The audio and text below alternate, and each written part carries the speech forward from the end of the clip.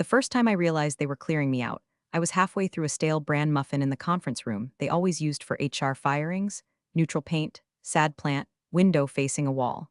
Trevor Lang, our newly imported CFO with a jawline that deserved its own LinkedIn post, slid a sleek folder across the table like it was a peace offering.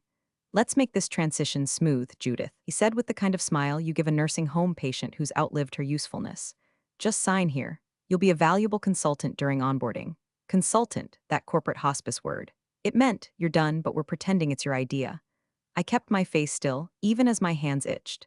I'd built Brixley's financial backbone over 9 years, designed the internal wire systems, oversaw every compliance loop, and cleaned up 3 fiscal year crises without so much as a plaque in the break room. And now, I was being smoothly transitioned like expired software. "Happy to help, Trevor," I said calmly. "But we'll need audit sign-off on any documentation handover. Standard 4.3 still applies, doesn't it?" His smile faltered. Of course, it's all procedural." But I saw the twitch in his temple. He didn't know what Standard 4.3 was. He thought systems just handed themselves over, like magic. I'd built those systems with a very particular safeguard, one that required dual authentication handoff for core liquidity transfers. Not out of paranoia, out of experience. Experience they now wanted buried under a rug labeled early retirement. If you've made it this far, you're clearly a sharp one. And listen, most folks never hit subscribe or drop a like. They just float through these stories like ghosts at a party. But it really helps the team when you do. Keeps the lights on, the coffee flowing, and the secrets spilling. So if you're enjoying this ride, give it a nudge. We notice, we appreciate it. Now, where was I? Ah, yes, Trevor. The next week, I noticed my access levels starting to change. Subtle at first, a missing dashboard, a frozen credential here. They were isolating me from the very structure I created. He sent a cheerful email. "Thanks again for the handoff materials. Our team's doing great. Only problem, I hadn't handed off a damn thing." Then came the kicker. A junior analyst, fresh out of grad school and drunk on espresso and spreadsheets, let it slip during a meeting. "We're updating the legacy protocols from Obsolete Liability's docs." I blinked. "Obsolete what?" He turned pale. "Oh my god, I didn't mean Trevor, he just calls some of the old files that, not you, I mean too late." The name stuck in my ears like a nail in drywall. Obsolete Liability. That's what I was now. A punchline in someone else's PowerPoint. HR floated a transition opportunity. No desk, no reports, no responsibilities. Just a nice title and an email signature to make them feel better about what they were doing. But here's the thing about being quietly competent for too long. People forget where the wires run. They forget who laid the bricks beneath their feet. And they certainly forget to ask what happens if those wires suddenly don't connect the way they used to. I went home that night, poured a glass of boxed wine, and opened my own archive. Not the sanitized company folder, but the backup. One I'd kept when I realized Trevor's idea of innovation was duct taping buzzwords to the walls and calling it progress. In that archive was a clause, Standard 12.9b. It wasn't flashy, just a quiet footnote in an old compliance doc. It said that under certain unverified handoffs, any scheduled wire exceeding $100M would require dual confirmation by both the legacy and active CFO level roles. A built-in brake system, one they'd need me for, and guess what? No one had revoked my key. I stared at the clause, then at the calendar. The gala was 2 weeks out, a $400M acquisition on the horizon. Trevor had the stage lined up, the press briefed, the investors glowing. But me, I had the manual, and they never bothered to read it, not yet. The words stuck in my brain like gum under a conference table. Obsolete liability. I replayed it in my head while staring at the corporate retirement incentive email HR sent at 6:01 p.m., just late enough that no one could reply until the morning. Smart, calculated, cowardly. The subject line had all the grace of a tax audit, new opportunity, transition consulting engagement. Inside, a carefully worded burial notice wrapped in HR cinnamon speak. They even had the nerve to call it a celebration of career legacy. Funny, I didn't feel like confetti. The offer included a discretionary bonus, 2 months of Cobra, and a free LinkedIn Learning subscription. Like that was going to rewire me into one of their hoodie-wearing spreadsheet toddlers. I didn't even finish reading, just hit print, then I burned the hard copy in the sink. At first, I thought I'd let it go. Maybe I'd walk away, grow tomatoes, relearn French. But then I saw the new wireframe documentation Trevor's team had uploaded to the central archive. It was flagged as final system architecture post-migration. I clicked through, and that's when I saw it. They'd kept the core, my core. The same procedural shell I'd built in 2018 after our old CFO tried to process a $70M transfer through an unsecured channel and nearly triggered a federal inquiry. I'd locked it down, designed a transfer protocol that couldn't be rubber-stamped. A dual auth structure embedded deep under what I labeled as Legacy Compliance Tier 2. And there it was, still intact, still live. They'd moved the furniture and changed the wallpaper, but the pipes, they were still mine. I leaned back and let the humiliation settle into something sharper. Not rage, not yet, just a click like when a safe resets. Cold clarity. I wasn't going to yell or complain, or march into Trevor's glass office and demand respect. No, no, that's what they expected. Drama, fireworks. A reason to label me emotional or unstable. Instead, I made tea. Then I got to work. I pulled the original documentation from my personal encrypted drive, the one I'd built back when the servers crashed every third Friday. Every line of code, every clause, every fail-safe. It was all there. I knew it by heart. I was the system. It just forgot to log me out. There was a clause buried in the 12.9 section of our transfer controls, written during a particularly nasty audit year. Trevor had scanned it. His initials were on the approval, but he never read it. Not really. Because if he had, he would have known that the clause had a retroactivity mechanism, one I'd built in case someone tried to process a major transfer without the proper sign-off during a system error or administrative gap. Translation: if a CFO transition isn't validated via two-party compliance acknowledgement, legacy and new, the clause activates. And what does it do? It nullifies any high-risk wire above $100M automatically, without an override, with a timestamp lock. I checked the logs, no acknowledgement of the transition from my end. No system signal, no revocation, nothing. I was still legally and technically a gatekeeper. They thought they'd boxed me out, but all they did was close the lid on a live grenade. So I opened a fresh file, labeled it Obsolete Liability Final PDF, and I smiled. It was almost poetic. They called me obsolete, but I was the contingency plan no one remembered to delete. Let's see how streamlined Trevor feels when his $400M gala surprise wires itself straight into a wall. 3 days after the consulting opportunity landed in my inbox like a pastel-colored coffin, Trevor sent out an all-hands video update with the charisma of a discount game show host. Big things ahead, he grinned from his glassbox office. We fully migrated our core finance systems. Seamless, clean, no need for redundant oversight. Big shout out to the team. He paused, made that smug eye contact only with the camera move and said it. We've got it now. My inbox pinged less after that. Requests I used to get daily, flagged approvals, anomalies, internal verification pings, they just stopped. I tried accessing the high-volume wire interface the next morning. Dashboard denied. Error 403, access revoked. No warning, no explanation. I pinged IT, no response. I escalated to finance security. You'll need to go through the new CFO for access change requests, so I did. I emailed Trevor directly like a professional. His reply came 37 minutes later. We appreciate your past contributions, Judith. As you transition into a new role, it's best we streamline data flow and avoid system redundancy. Let's empower the new team together. I stared at the screen so long, the cursor burned into my retina. Then I leaned back, opened a legal pad, and wrote the date in bold at the top. System lockout initiated. No formal revocation logged. That night, I pulled the thick, leather-bound binder from the back of my hall closet. Notebooks, diagrams, audit trail logs, years of architecture, and I called Angela Cross. Angela had been my lawyer during the merger fiasco in 2019 when two board members tried to float phantom assets on paper and pin the collapse on finance ops.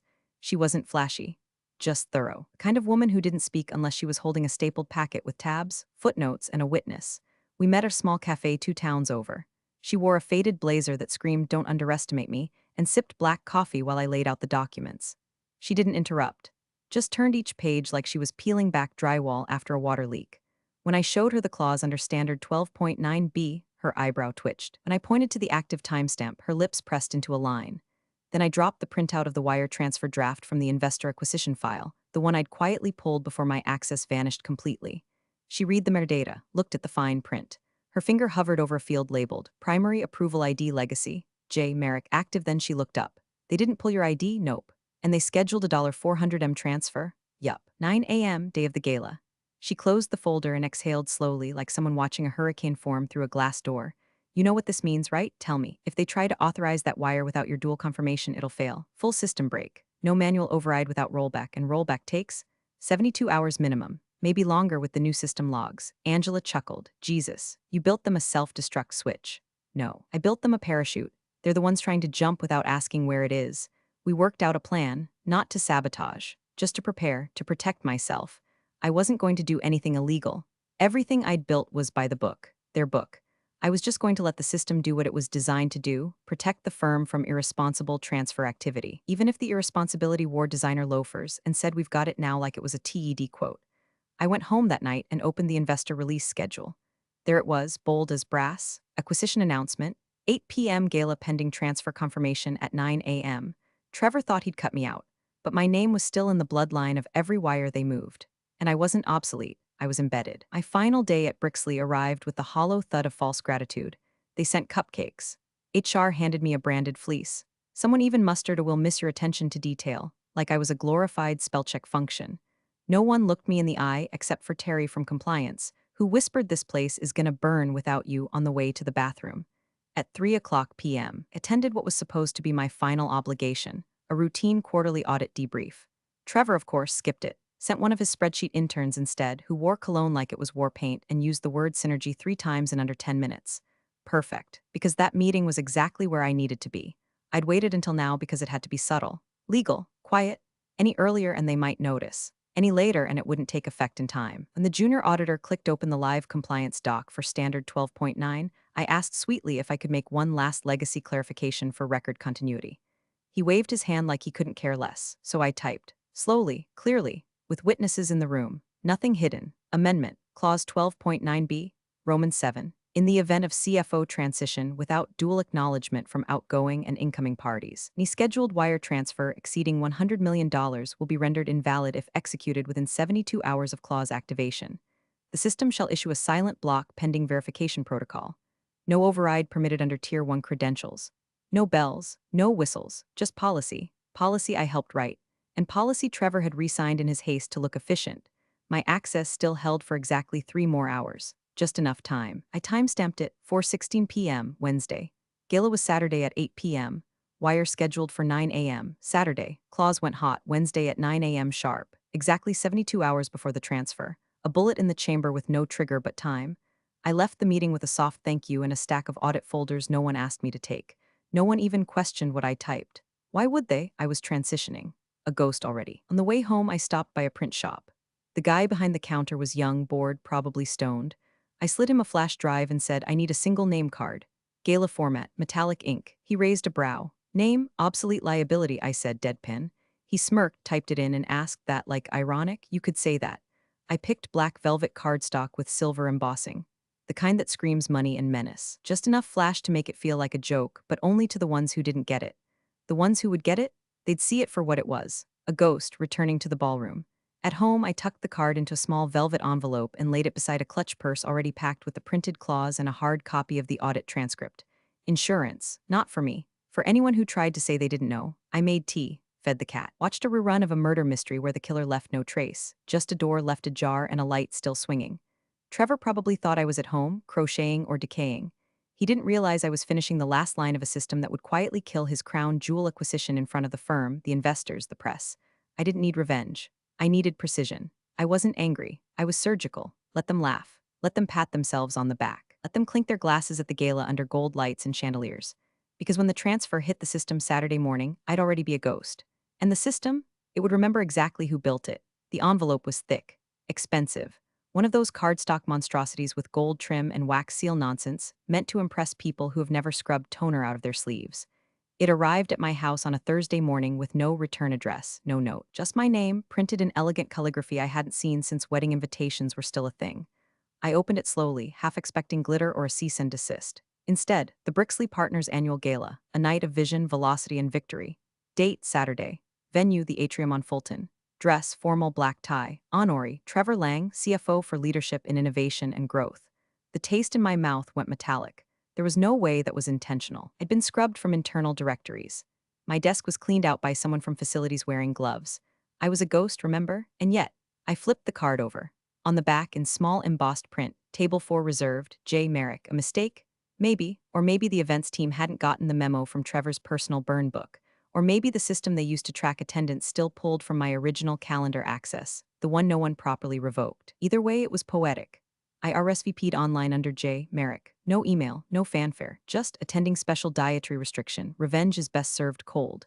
By Friday, I had everything ready. The dress, black velvet, subtle slit, classic neckline. The kind that whispers I remember when tailoring mattered. The name card, Obsolete Liability in silver on black, slipped inside my clutch next to the clause. I'd printed it on heavy stock paper, watermarked with the audit seal. Clause 12.9b, Roman 7, in full, notarized, annotated. I even highlighted the activation timestamp and Trevor's initials from the approval log. If this went nuclear, no one would be able to say they hadn't seen it coming. The clause would be my shield and, if need be, my sword. Then came the final piece, the wire timing. I'd been monitoring the acquisition chatter through back channels. A former assistant still friendly with me had forwarded a project outline by mistake, one of those BCC email leaks that corporate types swear don't happen. It was labeled Operation Falcon. I skimmed past the puffery and jargon until I found it. Wire initiation, 9 o'clock a.m., gala day. Settlement required by 3 o'clock p.m., gala day. Announcement scheduled, 8 o'clock p.m., gala night. My breath caught. We're wiring the money hours before the gala speech. A final flourish before Trevor's big moment. Meaning, the clause I activated Wednesday morning would hit the 72-hour mark right as the system attempted the transfer. Beautiful. He'd raise his champagne, smile for the press, announce a deal that had quietly already failed, and I wouldn't need to say a word. All I had to do now was show up. I spent the rest of Friday prepping like a surgeon, hair in rollers, clutch packed with the clause and backup documentation. Printed RSVP in case anyone got twitchy. Name card sealed and centered. I lit a lavender candle, not for calm but control, because inside I wasn't calm. I was burning, not from rage but precision. Focus. That tight, needle-point fury women of a certain age carry behind our eyes after years of being told you're so good at keeping things organized. Poise is a language men like Trevor can't read. They mistake it for passivity, for agreement, for submission. But poise? Poise is the face you wear while you load the last chamber. And mine was ready. The first thing I noticed at the gala was how loud money sounds when it thinks it's invincible. The atrium on Fulton was dressed to kill, glass chandeliers hanging like frozen fireworks, velvet curtains drawn just enough to hide the sponsor logos, the scent of rented opulence lingering in the air like expensive lies. Waitstaff floated through the room like trained swans, balancing trays of champagne that probably cost more than my last quarterly bonus. And there was Trevor Lang, Brixley's freshly minted boy king of finance, working the room like he'd invented mergers himself. He wore a navy tux that probably came with its own tax shelter, his teeth too white for someone that shallow, laughing with investors who didn't care what they'd just bought, only that someone would clap when it was announced. I watched from the shadows near the bar at first, swirling a glass of Prosecco I didn't intend to finish. No one recognized me, or they pretended not to. Either way, I was invisible in a sea of backless gowns and 0% body fat ambition. Until he saw me. It was small, a flicker in the corner of his eye as he turned from a photographer. His smile stayed frozen, but something behind it cracked for just a moment, like a man seeing a painting tilt on its nail. I raised my glass. He didn't wave back, perfect. When the event coordinator clinked her mic at 7:57, I made my move. The ballroom dimmed. Light shifted to the stage and Trevor stepped up, all polished veneer and PR confidence. The room hushed. "Good evening, everyone," he began, voice smooth as a bribe. "Tonight we celebrate growth, vision, and most of all, momentum." The room applauded on cue. My heels clicked softly across the marble, lost in the sound. I walked the perimeter like a phantom, weaving past couples and committees until I stood just behind the riser's left edge, close enough to smell his cologne, a sharp synthetic citrus that always reminded me of overcompensating. He raised his glass. That was my cue. I stepped forward, leaned in just enough for my breath to hit the back of his neck, and whispered, "Check the 9 a.m. wire authorization." He flinched, not visibly, not enough to break the illusion, but enough that I saw his hand twitch at his side, enough that he knew the voice, knew the name. I stepped back and vanished into the crowd like smoke. He kept going. "I'm proud to announce that today, Brixley has completed a major milestone, a $400 million acquisition that will," his phone buzzed. Mid-sentence, mid-smile, buzz again, hard, insistent. He hesitated, just a fraction, eyes darting to the podium, then down. He tried to ignore it, but the device vibrated against his thigh like a wasp under his skin. He reached for it. Still speaking, voice a touch higher now. "Redefine how we approach growth and streamline," buzz. He glanced down. And that's when I saw it, the breath, that sharp, involuntary inhale people take when the air shifts and they suddenly realize the floor might not be there anymore. Mouth opened slightly. Words failed. I didn't need to stay. I didn't need to see the moment collapse in full. I'd already won. As I turned to leave, I passed an investor near the edge of the crowd. He wore a plum tie and an expression carved from confusion. "Where's our confirmation document?" He whispered to no one in particular. I didn't turn back. Let the system speak now. Let it deliver its judgment with the quiet fury of logic long ignored. The lights dimmed again. Not for drama, just a slow malfunction. And somewhere behind me, a man with everything to lose was realizing he hadn't read the fine print, but I had. The screen lit up like a detonator. "Trevor, mid-toast, read the message meant for no audience but his own conscience. Transfer failure. Code 12.9b legacy dual authorization required. Transaction rejected. No settlement initiated." It repeated itself. He blinked, as if reading it again would bend reality. But reality didn't bend, it just sharpened around him like a trap snapping shut. "A $400 million acquisition that will position Brixley at the forefront," of his voice cracked. He tried again. That will, another buzz. This time from his assistant's phone, who stood offstage pale-faced, trying to wave him down without catching the crowd's attention. And the crowd? Silent, not from awe, but confusion. The kind that curdles in a room when champagne bubbles turn to static. Trevor looked up. His eyes darted, frantic, scanning tables like a man trying to find the exit in a dream where all the doors are painted shut. He saw table 4. The place card was there, but the seat was empty. Only 2 words in silver foil remained: obsolete liability. He gripped the podium so hard his knuckles whitened. "Excuse me for just a moment," he said, smiling a death rictus grin that didn't reach his eyes. He turned from the mic. Below the riser, a man in a gray suit, one of the investor liaisons, was already making his way forward, face thundercloud dark. "Where's our confirmation document?" he asked, calm but sharp. "We've got reporters here and a scheduled wire announcement in 4 minutes." "Why didn't we receive settlement proof?" Trevor opened his mouth, closed it, swallowed. "Must be a delay in the back channel. I'll check with ops." He pulled out his phone again, thumb trembling as he refreshed the wire portal. Still red, still failed, still locked. And then he saw it, buried in the log authorization chain. Incomplete legacy signatory, J. Merrick active, override, denied, the words blurred. His brain couldn't compute the legal language he had rushed through months earlier. The clause he'd signed without reading. The one he'd dismissed as holdover clutter. From somewhere onstage, a soft feedback hum bled into the room. Behind him, the projector flickered to the title slide, Operation Falcon, announcing the future. But there was no future. Not tonight, not without the money, not without the wire, and the only person who could unlock it was gone. I was already in the car, backseat, black SUV, quiet driver, no small talk. I took one last look at the atrium as we turned the corner. Golden lights, flashbulbs, man unraveling behind a glass podium. I slid the velvet name card from my clutch, ran a thumb over the letters, then tucked it into my coat pocket like a pressed flower. The clause had done exactly what it was designed to do: protect the company from its own arrogance. From letting a boy with buzzwords and bone structure treat compliance like an inconvenience. They had every chance to learn. They chose not to, so the system remembered for them. And me? I didn't smile, didn't cry. I just stared out the window at a city that never looked more mine. Because when power forgets who built the walls, it deserves to learn, brick by crumbling brick. By 7:18 the next morning, every executive at Brixley had legal breathing down their necks. The wire didn't just fail, it flagged a protocol breach severe enough to trigger a full-scale internal review. IT logs were subpoenaed before breakfast. Security footage was pulled from the finance ops floor. Compliance initiated a forensic audit, so quickly they skipped the usual good morning emails and went straight to DEFCON level folder combing. The term clause 12.9b was whispered like a curse through the hallways, quiet, sharp, and entirely unfamiliar to most of the people using it. Trevor didn't show up to the 8 a.m. emergency sync. Instead, he sent a terse group message, working to resolve legacy approval bug. Do not speak to press. By 8:15, the board chair had flown in early from Atlanta. By 8:32, the lead investor's rep had demanded a full report on the clause. By 9 o'clock, they'd traced it, right there in black and white compliance records. Clause 12.9b, Roman 7, inserted under the original protocol doc, ratified during a standard control rollover 3 months prior. Time-stamped, sealed, and most damning of all, countersigned by Trevor Lang himself. In his rush to streamline legacy structures, he'd reapproved the existing compliance package wholesale. Never read it. Just flip to the signature page and sign like it was an Uber receipt. That signature was now the knife in his own ribs. The clause wasn't sabotage. It wasn't malicious. It wasn't even hidden. It was policy. And now, it was the reason their $400 million acquisition had imploded in front of media, investors, and half of Upper Manhattan. The funding source, an international equity group with all the patience of a lit fuse, backed out before lunch. Sent a formal withdrawal citing uncertainty of internal process integrity. The PR team attempted triage.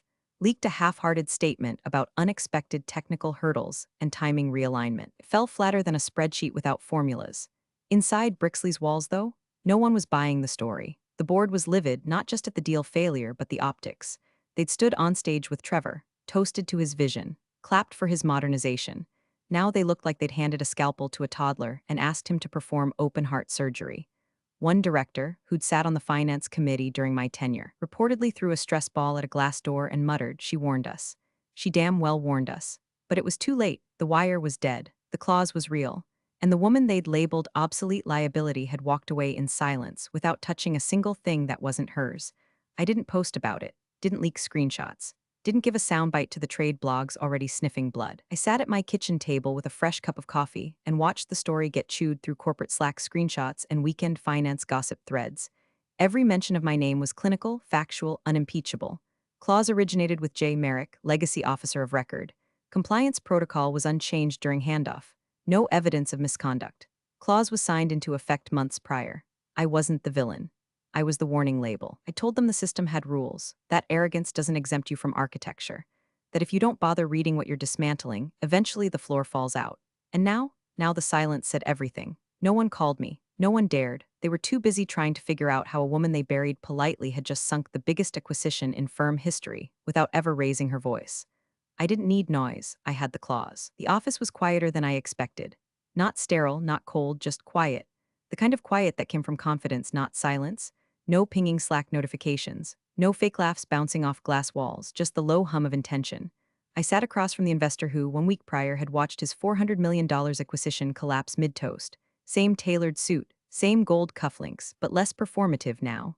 No entourage, no monologue, just him, 2 mugs of coffee, and a stack of papers on the table between us. He poured mine first. No assistant, no cup holder tray, he did it himself, which said more than 1,000 apologies ever could. Judith, he said finally, I'm not going to pretend that didn't sting. I didn't answer. I didn't need to. He smiled, thin but real. But I'm also not stupid. He slid the top sheet across the table. The header wasn't Brixley, wasn't even in their sector. Different name, different logo. A firm I'd heard whispers about, small, aggressive, ready to scale, a competitor of Brixley's acquisition target. He tapped the paper once, then leaned back. We're pivoting. Their competitor is hungrier, faster, and has cleaner books. We're going to back them instead. And I asked, taking a slow sip of coffee, and we want you to help us get it right this time. No flattery, no pitch deck. Just a direct offer from a man who had learned the hard way what happens when you mistake experience for irrelevance. You won't be in finance, he said, not directly. You'll sit above it, strategy, systems, continuity. Your clause cost us a deal, but it also saved us from inheriting a mess we didn't see coming. I let the moment breathe. Then asked the one question that mattered. Will I have access? He reached into his jacket, pulled out a fresh security badge, and slid it across the table. The photo was new, the name sharp. The clearance level? Full. You're not obsolete, he said, pouring himself a second cup. You were the core system. They just didn't bother to read the manual. I didn't smile, not because I wasn't satisfied, but because this wasn't about satisfaction. This was about alignment. I took the badge. We shook hands, no fanfare. On my way out, I passed through the front doors, straight into the scanner by reception. No pause, no beep, no questions, just a soft mechanical chirp. And then access granted. No one applauded, no one clapped. But this time, the system knew exactly who I was, and I was back where I belonged, inside. Thanks for watching, you cubicle warriors. Hit that subscribe button. Unless you're my old boss, then you're on your own. Revenge of the coffee pot strikes again.